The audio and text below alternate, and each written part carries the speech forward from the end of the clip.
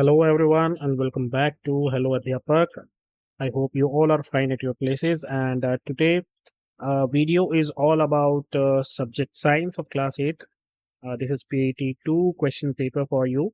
So without wasting time, let us solve this paper. The first is a multiple choice question. There are 8 MCQs for you and you have to answer them. So the first one is the sound propagates maximum in means if sound will travel, it will travel maximum in gas, liquid, solid, or all. So maximum it will travel in solid. Pitch of the sound is determined by its pitch. किसकी वजह से होता है? Frequency, speed, amplitude या loudness. Pitch is frequency के. The male gametes are called. Male gametes को क्या बोलते हैं? Ovum, egg, sperms या zygote. So it is called sperms. Fourth is the binary fission takes place in binary fission किस में होता है? Hydra, paramecium, yeast या planaria. It is actually paramecium. Then fifth is a set of reproductive terms are given below. Choose the set that has an incorrect combination. So sperm, testis, sperm duct, and penis. This is correct. Menstruation, egg, oviduct, uterus. It is also correct. Sperm, oviduct, egg, and uterus. Now these are female, and this is male. So this is wrong. So fifth should be our answer. Then sixth is the animals that produce new young ones are called viviparous, oviparous, both here none. So viviparous are the animals which give birth to their young ones. Seventh is given below are the events that lead to pregnancy and development of embryo. Fertilization of egg, maturation of egg, release of egg, embedding the embryo in the thickle uterine wall. Which of the following options gives the correct order of sequence? अच्छा correct order बताना है हमें. तो यहाँ पर fertilisation egg पहले होगा mature, है ना? एग मैच्योर होगा, फिर रिलीज होगा, फिर उसकी फर्टिलाइजेशन होगी और लास्ट में वो इम्बेड होगा यूट्रिन वॉल पर. So it should be second, third, first, fourth. Second, third, fourth. This D is should be the correct answer. Question 8 is the belief that the mother is completely responsible for the sex of child is wrong because हम बोलते हैं ना कि अगर घर में लड़की पैदा हुई है तो उसके लिए माँ जिम्मेदार है. This is actually absolutely wrong. क्यों?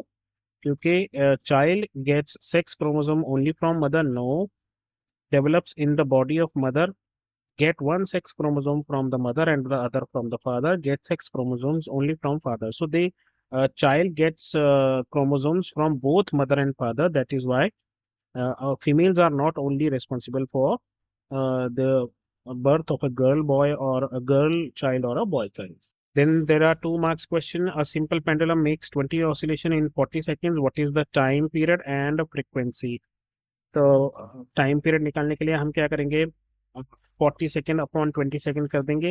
एंड देन और फ्रीक्वेंसी निकालने के लिए हम क्या करेंगे? ऑसिलेशंस को टाइम से डिवाइड कर देंगे. मैं करके दिखाता हूँ आपको. तो यहाँ पर आप देखिए टाइम पीरियड निकालना है. तो टाइम पीरियड निकालने के लिए क्या करेंगे हम? Total time upon number of oscillations. तो टोटल टाइम कितना था? 40 सेकेंड्स और नंबर ऑफ ऑसिलेशन कितने? 20. तो 40 को 20 से डिवाइड किया 2 सेकेंड्स. तो टाइम पीरियड कितना आ गया? 2 सेकेंड. फ्रीक्वेंसी की बात अगर हम करें तो फ्रीक्वेंसी क्या होता है? मतलब कितने 1 सेकंड में कितने ऑसिलेशंस होते हैं उसको फ्रीक्वेंसीज कहा जाता है.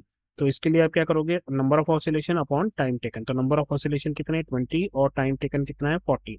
तो ये फ्रीक्वेंसी कितने आ गए? 0.5 हर्ट्ज आपके फ्रीक्वेंसी आ गई. Second question is define adolescence and B part is name the organ that produces sound in humans. Third question is define asexual reproduction. Describe 2 methods of asexual reproduction. Fourth is which hormones help in the development of secondary sexual characters. आइए इन तीनों questions को discuss कर. पहले बात करते हैं adolescence की. Adolescence is a period of life when a person undergoes physical and emotional changes marking the transition from childhood to adulthood typically between ages of 10 to 19. तो एडोलेसेंस क्या है? किशोर अवस्था एक ऐसी अवस्था जिसमें हमारी बॉडी में कई सारे फिजिकल और इमोशनल चेंजेस होते हैं और हम बचपन से जो है एडल्टहुड की तरफ बढ़ते हैं और ये टिपिकली 10 साल से लेकर 19 साल के बीच में चलता है. Next is name the organ that produces sound in human body. तो हमारी बॉडी में जो साउंड प्रोड्यूस करता है गले में, that is called voice box, जिसको हम लैरिंक्स भी बोलते हैं. Third question is define asexual reproduction और उसके 2 सेक्सुअल मेथड्स बताने हैं असेक्सुअल रिप्रोडक्शन के. So asexual reproduction is a type of reproduction that involves only one parent and does not require the fusion of gametes. Offsprings are genetically identical to the parent. तो asexual reproduction एक ऐसा reproduction का method है जिसमें दोनों parents की जरूरत नहीं है, एक ही पेरेंट जो है वो बच्चे अपने ऑफस्प्रिंग को जन्म दे देता है, और ऑफस्प्रिंग जो है वो जेनेटिकली जो है बिल्कुल अपने पेरेंट के उस कर ही जाता है। तो दो मेथड जो हैं असेक्सुअल रिप्रोडक्शन के, वो है बाइनरी फिजन और बटिंग। बाइनरी फिजन क्या होता है, जैसे एमीबा और पैरामीशियम आपके दो ऑर्गेनिजम्स हैं, वो क्या करते हैं, एक सेल जो है वो स्प्लिट होकर दो सेल में बदल जाता है, that is what is called fusion. ना, फ्यूजन क्या होता है, फ्यूजन होता है जब दो चीजें मिलकर एक एक चीज बनाती है, राइट। और फ्यूजन क्या होता है, जब एक ही सेल बटकर दो सेल्स में डिवाइड हो जाता है, दैट इज कॉल्ड फ्यूजन। तो बाइनरी फ्यूजन एक मेथड है। Budding is also another method, जिसमें ऑर्गेनिज्म जैसे हाइड्रा और यीस्ट, ये दोनों ऑर्गेनिज्म बडिंग करते हैं। इसमें क्या होता है, एक छोटा सा बड जो है वो ऑर्गेनिज्म की बॉडी के ऊपर निकलता है, और फिर उस बड से एक नया ऑर्गेनिज्म पैदा हो जाता है। फिर fourth is which hormones help in the development of secondary sexual characters. तो सेकेंडरी सेक्सुअल कैरेक्टर्स मेल्स में बनते हैं टेस्टोस्टेरोन से, और फीमेल्स में बनते हैं एस्ट्रोजन और प्रोजेस्टेरोन से। Next is 3 marks questions. First is define frequency, what do you mean by audible sound, क्या होता है। Two astronauts are floating close to each other in space, can they talk to each other without using any special device, give reasons. ये first question है। Identify the part which vibrate to produce the sound in the following instrument. अगर ढोलक बज रहा है तो vibrate क्या हो रहा है, सितार फ्लूट अगर ये बज रहे हैं तो वाइब्रेशन जो है वो साउंड को प्रोड्यूस कर रहा है, लेकिन कौन सी चीज है जो वाइब्रेट हो रही है, we have to tell that. Third is how is the sex of a child determined. ये हम तीनों क्वेश्चंस को डिस्कस करते हैं 3 मार्क्स वाले। तो जैसे कि अभी हमने थोड़ी देर पहले डिस्कस किया था, फ्रीक्वेंसी क्या होता है, एक सेकंड में कोई जो चीज है वो कितनी बार ऑसिलेट होती है, कितनी बार वाइब्रेशंस होती हैं, उसको हम फ्रीक्वेंसी बोलते हैं। Frequency is the number of oscillation और vibration made by a sound wave per second, measured in hertz. Second क्या था, what do you mean by audible sound. तो ऑडिबल साउंड का मतलब है ऐसी साउंड वेव जिनकी फ्रीक्वेंसी 20 हर्ट्ज से लेकर 20,000 हर्ट्ज के बीच में होती है, क्योंकि यही वो रेंज है जो इंसान अपने कानों से सुन सकता है। इससे कम आवाज और इससे ज्यादा इंसान जो है वो सुन नहीं सकता। दो एस्ट्रोनॉट फ्लोट कर रहे हैं एक दूसरे के आसपास स्पेस में, क्या वो बात कर सकते हैं बिना किसी स्पेशल डिवाइस के? नहीं, ये वो बात नहीं कर सकते हैं डायरेक्टली स्पेस में बिना किसी स्पेशल डिवाइस के।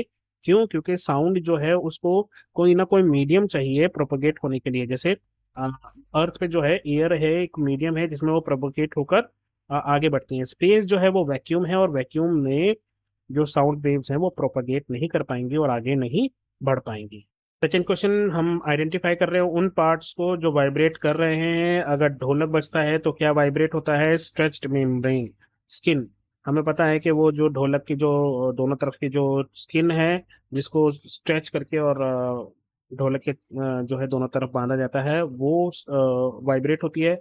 सितार में अगर हम बात करें तो जो तार है, स्ट्रिंग्स है, वो वाइब्रेट होती है। और फ्लूट में जो है column of air inside the flute, मतलब फ्लूट के अंदर जो हवा है वो हवा वाइब्रेट होके आवाज निकालती है। How is the sex of the child is determined, ये हमने देख लिया। अभी ऊपर बात की थी कि दोनों फादर और मदर के जो क्रोमोसोम्स हैं वो मिलकर बताते हैं कि बच्चे का जो सेक्स है वो क्या होगा, लड़का होगा या वो लड़की होगी। तो मदर के एक्स से उसको हमेशा एक्स क्रोमोसोम मिलते हैं, और फादर के स्पर्म से उसको एक्स या वाई दोनों में से कोई एक क्रोमोसोम मिलता है। अगर एक्स और एक्स क्रोमोसोम मिलेंगे तो एक लड़की या फीमेल चाइल्ड होगा, और अगर एक्स और वाई मिलेंगे तो मेल चाइल्ड होगा। तो इसका मतलब है कि जो मदर एग है वो कॉन्स्टेंटली जो है एक्स क्रोमोसोम ही प्रोड्यूस करते हैं। It actually depends on male कि वो एक्स और वाई क्रोमोसोम में से क्या दे रहे हैं, जिसकी वजह से फीमेल चाइल्ड होगा या मेल चाइल्ड होगा। उसके बाद लॉन्ग आंसर क्वेश्चंस की बात करते हैं। 5 into 3 15 मार्क्स के होंगे ये। Draw a well label diagram of male and female reproductive system, differentiate between sexual and asexual reproduction, prepare table that have 2 columns depicting names of endocrine glands and hormones secreted by them। तो हमें glands लिखने हैं और उनके hormones लिखने हैं। Third है define noise pollution, list harmful effect of noise pollution, how can we control noise pollution. और बी पार्ट है इसका, briefly describe the loudness and shrillness of the sound. तो पहले बात करते हैं लॉन्ग आंसर क्वेश्चन में। फर्स्ट वाला, draw a well label diagram of male and female reproductive part. तो ये मैंने आपकी टेक्स्ट बुक से ही लिए हैं, आपकी टेक्स्ट बुक में ये दोनों दिए हुए हैं, वहां से आप इनको देख लेना। बात हम करते हैं differentiate between sexual and asexual reproduction की। तो सेक्सुअल रिप्रोडक्शन में दो पेरेंट्स चाहिए और असेक्सुअल रिप्रोडक्शन में एक ही पेरेंट काफी है। Fusion of male and female gametes होता है क्योंकि यहाँ दो पेरेंट्स हैं तो दोनों तरफ से हमें गैमेट्स मिलेंगे। यहाँ पर फ्यूजन की जरूरत ही नहीं है क्योंकि पेरेंट ही एक है। और ऑफस्प्रिंग जो है वो जेनेटिकली थोड़ा सा वेरिएशन शो कर सकता है, लेकिन यहाँ जो है सेक्सुअल में वो जेनेटिकली बिल्कुल अपने पेरेंट के बेस पर ही होता है। सेकंड है prepare table of have two columns depicting glands और हार्मोन्स। तो यहाँ पर हमने ग्लैंड्स के नाम लिख दिए हैं, pituitary gland, thyroid, pancreas, adrenal, testis male में और ओवरीज फीमेल में। अब इनसे क्या निकल रहा है? पिट्यूटरी से क्या निकलेगा? ग्रोथ का हार्मोन। थायराइड से थायरोक्सिन निकलेगा, दोनों नाम से ही पता लग जाता है। पेनक्रियाज से इंसुलिन निकलता है, एड्रिनल से एड्रेनलिन निकलता है, और टेस्टिस से टेस्टोस्टेरोन और ओवरी से एस्ट्रोजन और प्रोजेस्टेरोन। तो बहुत सारे तो नाम से ही मेल जोल खाते हैं। बचा नॉइस पोल्यूशन। तो नॉइस पोल्यूशन क्या है? एक्सेसिव या unwanted sound in environment that can cause harm, है ना। वो हमारा कोई भी पोल्यूशन क्या होता है? अनवांटेड चीज इज पोल्यूशन। तो नॉइस पोल्यूशन क्या हो गया? Unwanted noise. हार्मफुल इफेक्ट क्या है? इससे हम अपने हियरिंग जो है उसका लॉस हो सकता है, स्ट्रेस हो सकता है, इरिटेशन हो सकता है, स्लीप में डिस्टर्बेंसेस आ सकते हैं, ब्लड प्रेशर बढ़ सकता है। कैसे कंट्रोल कर सकते हैं? अगर पॉसिबल है तो साउंड प्रूफिंग मटेरियल आते हैं घरों में, वैसा लगा लीजिए, खिड़कियाँ विड़कियाँ बंद कर लीजिए।